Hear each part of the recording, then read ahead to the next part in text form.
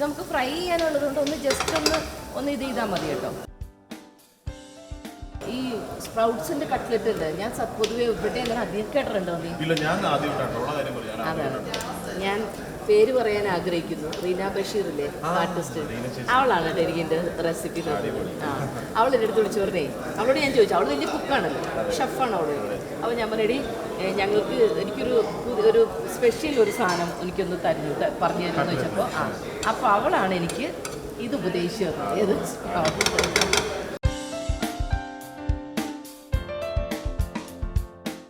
എരിവിന് നമ്മൾ ഇടുന്നത് കുരുമുളകും പച്ചമുളകും മാത്രമാണ്. പിന്നെ കട്ട്ലറ്റൊന്നും നമ്മൾ കുട്ടികൾക്കൊക്കെ കൊടുക്കുന്നതുകൊണ്ട് അധികം നമ്മൾ ശരിക്കും പറഞ്ഞാൽ ഭയങ്കര സ്പൈസി ആവേണ്ട ആവശ്യമില്ല. മീറ്റ് ആണെങ്കിൽ കുറച്ച് കൂടുതൽ ഇക്കണം.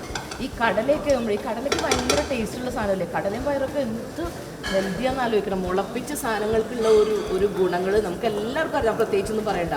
അത് പിന്നെ കടലയ്ക്ക് ഭയങ്കര ടേസ്റ്റാണ്. അപ്പോൾ ഇതെല്ലാം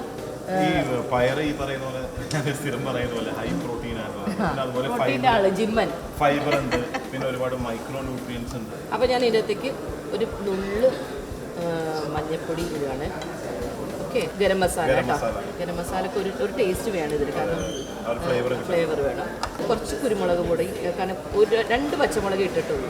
പിന്നെ നമ്മുടെ കുറച്ച് മീറ്റ് മസാല ഇടുന്നുണ്ട്, കാരണം ഇത് വെജ് അല്ലേ, അപ്പോൾ ആ ഒരു ടേസ്റ്റ് എന്തെങ്കിലും നമുക്കൊരു ഫ്ലേവർ വേണമല്ലോ. അപ്പോൾ അതുകൊണ്ട് നമ്മൾ കുറച്ച് മീറ്റ് മസാലയും കൂടി ഇടുന്നുണ്ട് കേട്ടോ.